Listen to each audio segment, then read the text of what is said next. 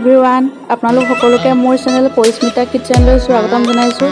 আজি মই লৈ আহিছোঁ দৈ দিয়া চিকেনৰ ৰেচিপি। তাৰ বাবে আমাক লাগিব, মই ব্ৰইলাৰ চিকেন লৈছোঁ, দৈ 3 চামুচ,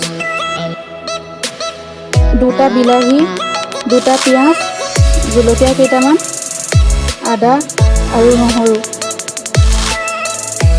আৰু লৈছোঁ তেজপাত, লং, ইলাচি, দালচেনি, পাঁচফোৰণ, জিৰা গুড়ি, মিট মছলা, জলকীয়া গুড়ি, ধনিয়া গুড়ি, গৰম মছলা, নিমখ আৰু হালধি। মাংসখিনি মেৰিনেট কৰিবৰ বাবে দৈ 3 চামুচ দি লৈছোঁ।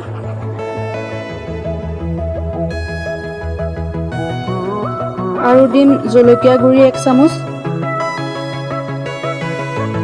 আৰু হালধি আধা চামুচ দিম, আৰু মিঠাতেল অলপমান দি সানি 1 ঘণ্টা বা 2 ঘণ্টা থৈ দিম।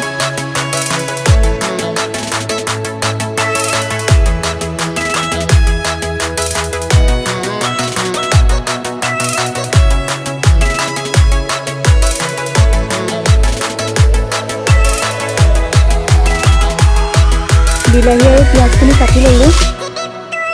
আদা, নহৰু আৰু জলকীয়াখিনি মিক্সিত পেষ্ট বনাই ল'ম। এতিয়া এখন কেৰাহীত তেল দি লং, দালচেনি, ইলাচি, পাঁচফোৰণ দিছোঁ আৰু লগতে পিঁয়াজখিনি দি দিছোঁ।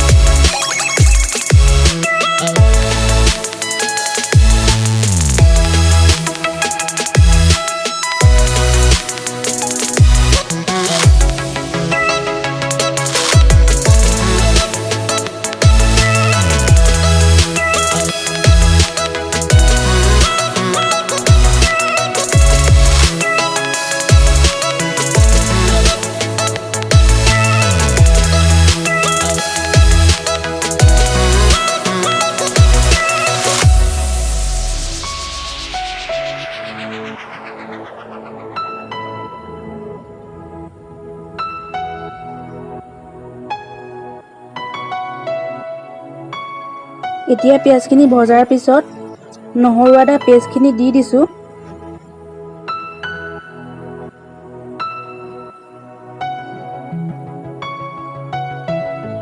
নহৰু আদাৰ কেঁচা ভাৱটো যোৱাৰ পিছত এতিয়া বিলাহীখিনি দি দিম।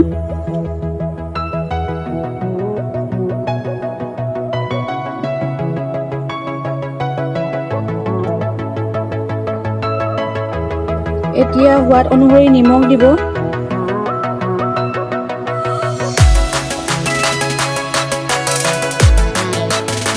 দেখিছে বিলাহীখিনি ধুনীয়াকৈ সিজিছে। এতিয়া ইয়াত মছলাখিনি এড কৰিম। হালধি আধা চামুচ, জিৰা আধা চামুচ, মিট মছলা আধা চামুচ, ধনিয়া গুড়ি 1 চামুচ আৰু গৰম মছলা আধা চামুচ দি দিছোঁ। মছলাখিনি ভালদৰে সিজোৱাৰ বাবে অলপমান পানী দিছোঁ।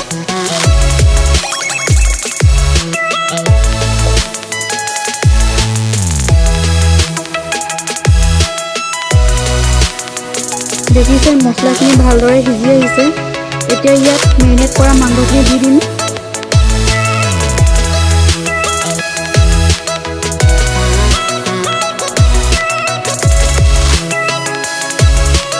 এতিয়া মাংসখিনি লৰাই লৰাই ভাজিব লাগিব।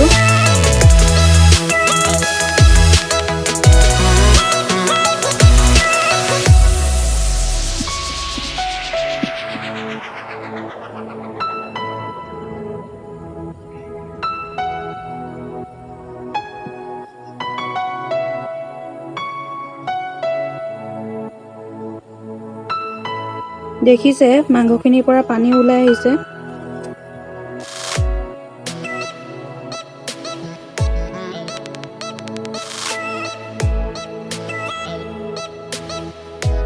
এতিয়া দৈখিনি ভালদৰে সিজাৰ পিছত ইয়াত মই অলপ পানী উতলিবলৈ দিম।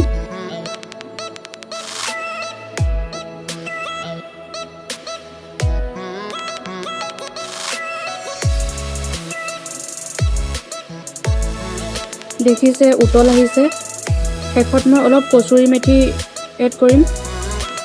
এইটো অপচনেল হয়, ইয়াৰ বদলি আপোনালোকে ধনিয়াও দিব পাৰে।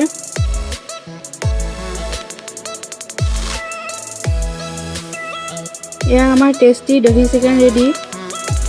যদি ভিডিঅ' চাই ভাল পালে তেনেহ'লে লাইক, কমেণ্ট, ছাবস্ক্ৰাইব কৰিব বুলি আশা কৰিলোঁ। ধন্যবাদ।